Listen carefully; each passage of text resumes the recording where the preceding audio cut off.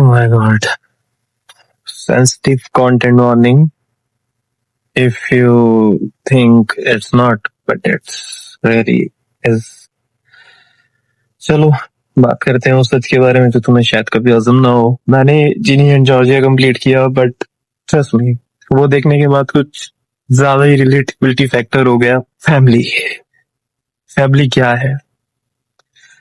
मैं रुकता हूँ, तुम सब बताओ। इसमें शायद मैं कोई ट्रेलर का कुछ ना भी डालूं, but it's a heart to heart open video और ट्रस्ट में।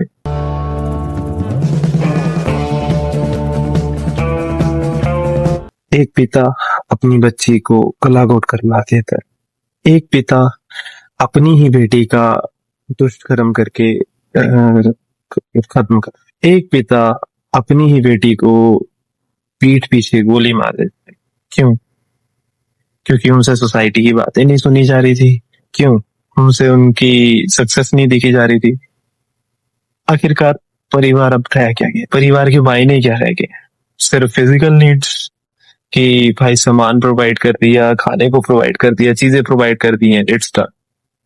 नहीं, you have to be emotionally available for the person you love. भाई मैंने अभी पूरे केसेस की बात भी नहीं की है, और ये जिन की बात की उनमें से कुछ ही हम मेरे लोकेलिटी के बात, क्योंकि ये शो जब स्टार्ट होता है यू विल थिंक कि ये एक नॉर्मल टीन ड्रामा शो है, नॉर्मल, बट जैसे जैसे चीजें एक्सप्लोर करता है भाई, व्हाट अ ग्रेट शो। और शो से हट के अगर मैं बात करूं उस सोसाइटी की, तो क्या ही बात करें, क्या ही बात करें हम उस सोसाइटी के बारे में जिन्होंने सच्चाई का और सोसाइटी की रक्षा करने का एक केप ओढ़ा हुआ है, और फिर उसके नीचे वो छुपा कर रखते हैं वो हैवानियत, वो राक्षसपन जो देखने को मिलता है। जैसे जैसे शो स्टार्ट होता है, तो शो की तरफ मैं चलने से पहले कहना चाहूंगा भाई, it's a sensitive warning. Show बहुत सारी चीजों के बारे में डील करता है और बहुत चीजों को ओपन अप रखता है जिसके बारे में सोसाइटी बात नहीं करना चाहती, और शायद ना भी करे।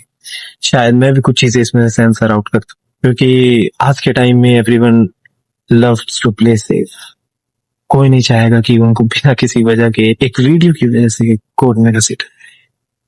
तो yes, let's start with the show. तो शो स्टोरी फॉलो करता है जिनी एंड जॉर्जिया की, और हम देख पाते हैं कि जो उसकी सिस्टर है जिनी, अपना ऑस्टिन की सिस्टर, ये दोनों भाई बहन हैं, वो हरास होती है अपने स्टेप फादर से, और उसकी मदर ये चीज नोटिस कर लेती है, और उसकी मदर एक professional assassin type kind of woman होती है। मतलब असासिन तो नहीं बोलूंगा मैं उसको, बट हम ये चीज देख पाते हैं कि उसमें सोसाइटी का जो सच और चेहरा दिखाया गया है कि हमारे परिवार के बीच में कभी ना कभी राक्षस छुपे होते हैं और हम उनके चेहरे नहीं देख पाते। तो वो जो सच्चाई ये बार बार ला के रखता है शो। हाँ, शो बहुत कॉर्नी होता है, बहुत टीन वाइब्स देता है, बट सीजन 1 की जो स्टोरी है उसमें तुम्हें एक एलिमेंट हर भर के मिलेगा, और वो है सोसाइटल ट्रूथ।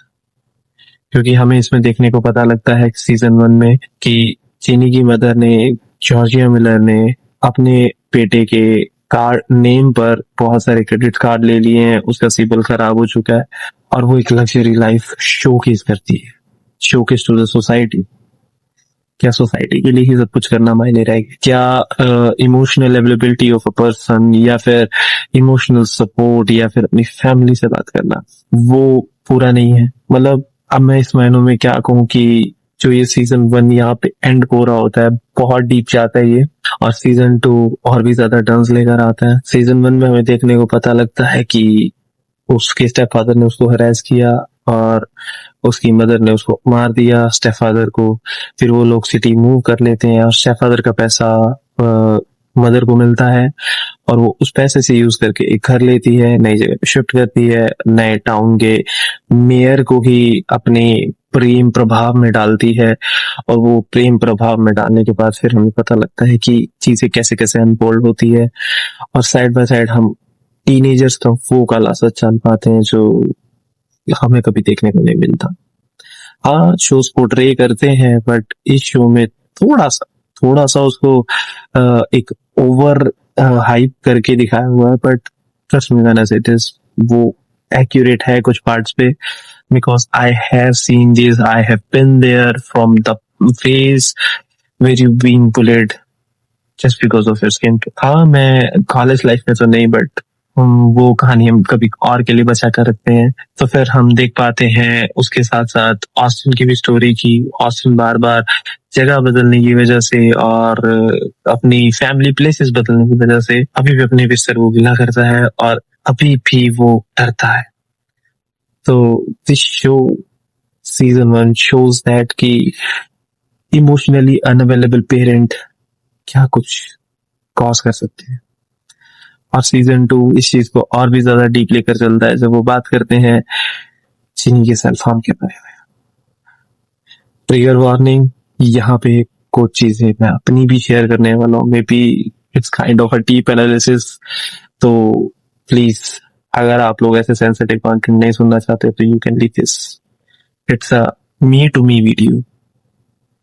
तो सीजन 2 जब शुरू होता है तो हमें वही स्टोरी प्रोग्रेस करती हुई चीनी और जॉर्जिया के स्ट्रगल्स दिखाए जा रहे होते हैं कि जॉर्जिया सरवाइव करने के लिए उस टाउन में क्या क्या करती है और किस तरह से नए नए आइडियाज देकर वहां पर अपनी जगह बनाती है। क्योंकि सोसाइटी में फिट होना यही तो आज का सबसे बड़ा गोल है, यही तो आज का सबसे बड़ा मोटो है। क्योंकि हम करते क्या है, हम सोसाइटी में फिट होने के लिए तो कर रहे हैं जो बिल्कुल एक एवरेज फिजिक भी नहीं बना सकते, क्योंकि एवरेज फिजिक कोई पसंद नहीं करता है। एक हल्का फुल्का फैट भी नहीं हो सकते, वो भी जज कर लिए जाओगे। बिल्कुल ही बॉडी नहीं बना सकते, उसमें भी तुम्हें टीके लगा के बनाने वाला बोल दिया जाएगा।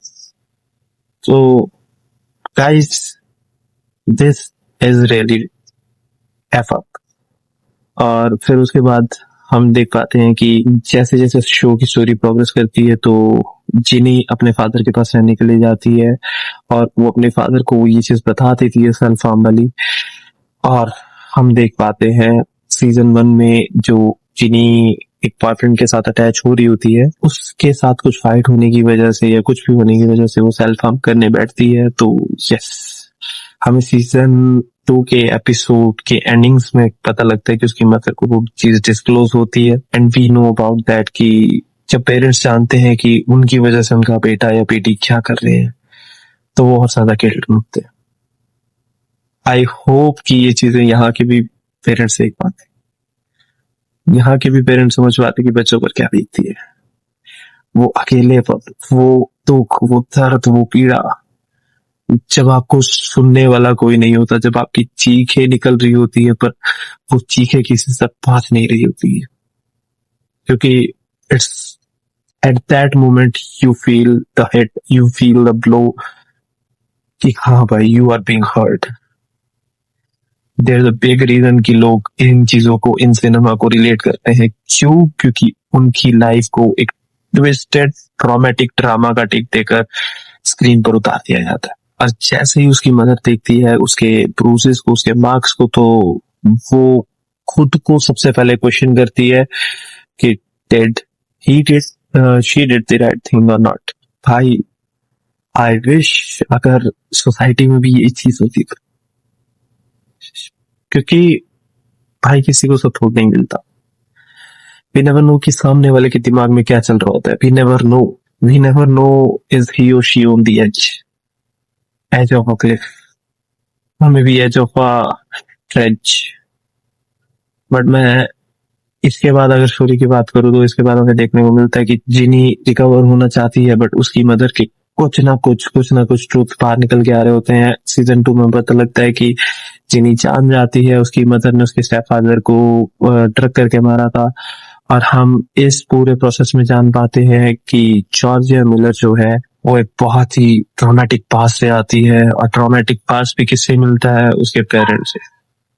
पेरेंट्स सपोर्ट नहीं करते, पेरेंट्स समझ नहीं पाते। आई थिंक ये कम्युनिकेशन गैप जो है इसको कम करना हो, क्योंकि मैं जेन्युइन बताऊं, इस शो देखते हुए दौरान मेरे को एक ही चीज समझ में आ रही थी कि इस शो को ओवर ग्लैमराइज का टैग दे दिया जाएगा या सुसाइड ग्लैमराइज का टैग दे दिया जाएगा। तो मैं इतना कहूंगा कि यू आर नॉट अलोन भाई, यू आर नॉट अलोन। हमें इसमें भी देखने को मिलता है कि जैसे जैसे स्टोरी प्रोग्रेस कर रही होती है तो जो चीनी के सुसाइड वाली प्रॉब्लम है उसको हैंडल करने के लिए पता लगता है कि किस तरह आगे चीजें डील की जा रही हैं, उसको बताया जा रहा है, उसकी हेल्प की जा रही है उसके फ्रेंड्स के द्वारा, उसके नए दोस्तों के द्वारा। और फिर हमें देखने को मिलता है एक बड़ा ट्विस्ट कि जॉर्जिया मिलर का जो ट्रॉमेटिक पास्ट है वो चीनी को भी अफेक्ट करने, मानो या ना मानो, पेरेंट्स की गलतियां बच्चों को अफेक्ट करती हैं। वो बताएंगे नहीं, समझाएंगे नहीं, बट वो करती हैं और वो बहुत बुरी तरह से करती हैं। तो फिर इसके बाद हमें सीजन 3 में इन चीजों के कॉन्सिक्वेंसेस देखने को मिलते हैं और हमें समझ आता है कि चीनी भी अपनी मदर की तरह बनती जा रही है। और सीजन 3 को अगर मैं पूरा एक रैप अराउंड करूँ तो हम वहाँ पे देख पाते हैं मेल्स का असली चेहरा। हम वहाँ पे मेल्स का असली चेहरा इसलिए देख पाते हैं क्योंकि at the ending off season 3 वो एक चीज करते हैं कि वो चूज करते हैं अपनी डॉटर, अपनी चाइल्ड की सेफ्टी ओवर द वुमेन। हाँ, टोटली एग्री। पर वहां पर हम देख पाते हैं कि जो उसकी डॉटर है वो भी लिटरली लिटरली एक चीज के ऊपर बन जाती है, वो है उसकी मदर का ट्रैप। मानो या ना मानो, आज के जमाने में अगर तुम डरते हो कि तुम अपने घर वालों की तरह ना बन जाओ, तो then trust me, you have to be the chain breaker. Break that chain and be free, क्योंकि that's your take guys. तो फिर हमें देखने को पता लगता है ये सीजन क्लोज होता है चीनी का अपनी मदर को बचाने से, और सीजन 3 में हमें पता लगता है कि चीनी अपनी मदर को एक नकली गवाह पेश करके बचा लेती है और वो सारी चीजें turn out to be true होती हैं और चीनी भी अपनी मदर के ही पात्र चुपती। अगर मैं इन तीनों सीजन्स को शॉर्ट में रैप अप करते हुए अपना ओपिनियन दूं तो ट्रस्ट मी, ये वो शो है, तुम्हें कभी कभी लगेगा बहुत ज्यादा कर दिया और कभी कभी लगेगा बहुत कम, बट ये सोसाइटी के वो पहलू रखता है सबसे पहले आगे तुम्हारे जो तुम कभी सुनना नहीं चाहो। खास करके सबसे बड़ा वो पहलू कि हमें अपने घर वालों से बात करनी चाहिए, वो बेशक ना ही करे। और इफ यू रियली थिंक कि बात करके भी कुछ नहीं बन पा रहा है, देन लीव इट। क्योंकि कभी कभी पैसा या मटेरियलिस्टिक या फिर मैं कहूँ तो एक ऊपरी सतह का प्यार दिखाना काफी नहीं होता। परिवार में कभी बैठकर पूछो तो सही कि तुम ठीक हो।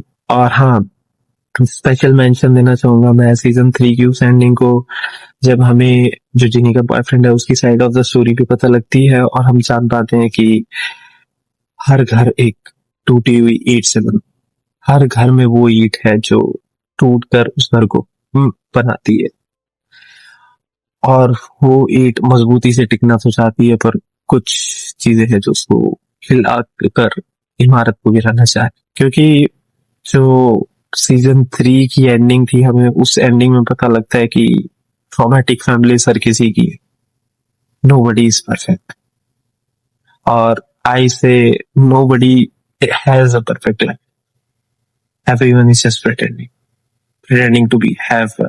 तो मैं अब जाने से पहले बस इतना कहूंगा, जाओ, ख्याल रखो, और हाँ, you have someone, you have someone to talk to, your friends, your family, or maybe your favorite closest person, क्योंकि हर किसी की लाइफ में एक ना एक होता है। और अगर नहीं है यार तो मैं हूं ना, इंस्टा नीचे मेंशन है, आओ बात करते हैं। तो यस, मिलते हैं किसी अगले वीडियो में, तब तक के लिए देखते रहिए टीजे एक्सप्लेन। और हाँ, मैं मॉकटेल पे हूँ तो मैंने इसको मॉकटेल पे भी रेट किया है, मॉकटेल का यहाँ पर आ जाएगा साइड में कि क्या रेट किया है और इधर रिव्यू आ जाएगा। तो यस, मॉकटेल पे मुझे फॉलो कर सकते हो। और हाँ, साइड में मेरे आउट्रो चल रहा होगा, तो उस आउट्रो में मेरे एडिटर का नाम मेंशन है, अगर तुम उसे एडिटिंग करवाना चाहते हो तो yes, you can text that guy. अगर तुम उसको कॉल करना चाहते हो कॉल करो, डिस्टर्ब कर दो भाई, डिस्टर्ब कर दो। और हाँ, सालो भेंट काम करवाना। मिलते हैं अगले किसी वीडियो में, तब तक के लिए सब्सक्राइब करो।